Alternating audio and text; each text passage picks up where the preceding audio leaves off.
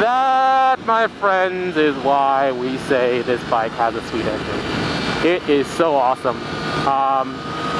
To pull like that with authority from that speed at those RPMs, which are not that crazy, I think it's pretty awesome. So now, was it a super aggressive pull? No, not at all. We're way too high of a gear to be pulling like that.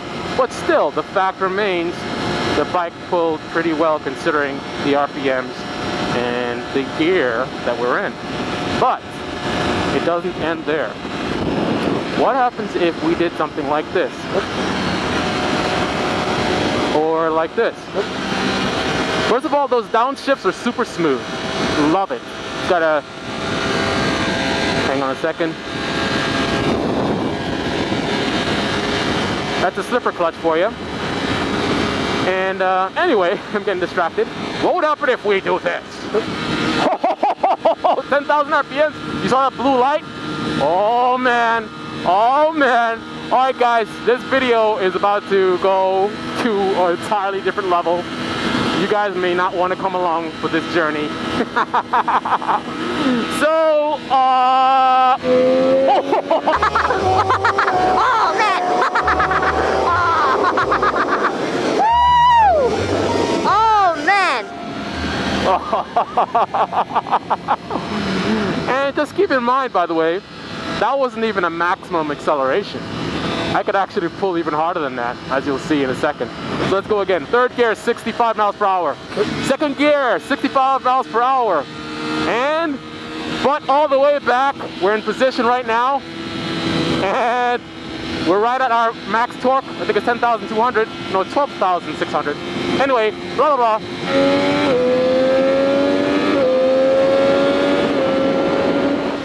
Here's the thing. I was strictly using the quick shifter on that run or that pull, and it's a little Lamborghini reminiscent. Every gear shift, you can feel it, man. And let me explain to you guys the quick shifter. Maybe you guys have never used the quick shifter before. So the way it works is you simply kick up the shifter at any point in time you want to. You don't even have to, you don't. I hope you guys haven't been watching the tank the whole time. Sorry about that, but if you have. You don't have to pull off the throttle. All you do is kick up on the shifter. You kick up on the shifter, and it shifts the gear automatically for you. And it does it pretty smooth. But because this bike has got a nice engine, you feel it, man. No, it's not brutal. This is not the 1099 or 1090 RR. I'm sorry. We just did Vegas to LA and back to Vegas, so I'm a little tired. Yeah, 1090 RR Brutale is a brutal bike. It's also practically an 1100cc bike, so a little bit more aggressive than this bike.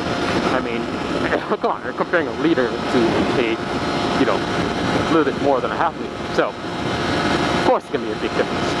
Anyway, so it doesn't pull that aggressively, but it does pull, like when you change the gears, you do feel that tug that definitely, you know, it demands respect. Not in terms of like, oh, you're gonna lose control. I mean, this is not a beginner bike at all, but you're, you know, mid-level rider to advanced rider. You got no worries, no problems. But it's gonna tug you with the gear shifts enough so that you feel respect for the bike's power. You say to yourself, man, oh man, all those gears and every single gear, it has enough power to be tugging me. And I'm doing 60, 70, 80, 90, and it's still tugging me.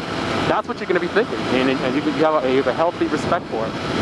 Now, what we're going to do now is I'm going to end this video, and we're going to talk about, we're going to do another video, we're going to do some pulls on the bike and tell you how they are, and go from there. But I will end this video with summing up this bike. Now, first of all, the engine, the sweetness of the engine is not just in the how it pulls, how you get that low end grunt. That's one of the big differences. When you look at a typical inline 4 bike, they require high RPMs to really, you know, give you the full deal.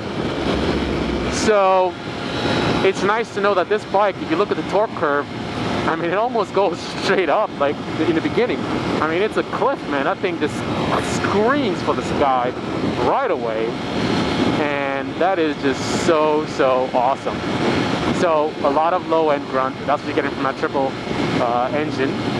And the power curve is just so impressive. I mean, you're getting power all over, you know, the power band. So it's just, it seems like you have power whenever you need it, even though it's a little 675 bike compared to the bigger 1000 cc bikes and you know, whatever. And you don't need to shift as much because it's a torquey bike. And again, the power is throughout the range, not just in the low end, and if you get to the high end, it gets weak. Not at all. So that's what makes this bike really awesome.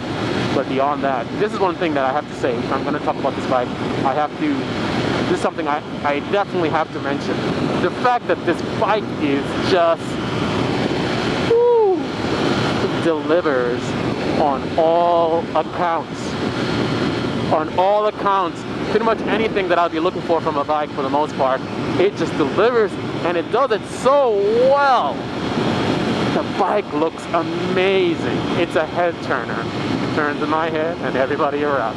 Not literally, of course, but it definitely is a head turner. The bike sounds great, man. That whistle that you get from that triple, oh my goodness, when you're pulling, it sounds like one of those souped up cars. You know, you got the I guess the wastegate or whatever, and they got that whistle sound, and it's like when you're revving up, and I'll post another video, you'll hear it better with the exhaust mic, and it's like, you know, just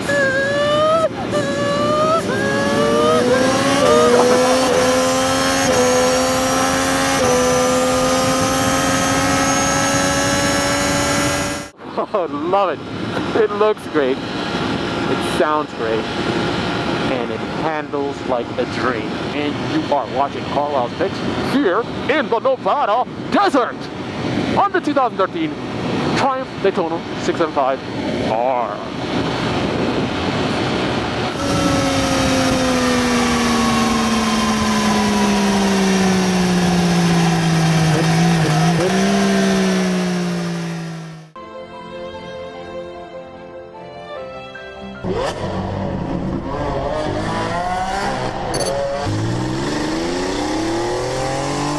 Build the car the right way instead of chop shopping your car to different people. One person, one direction, you know everything about the car.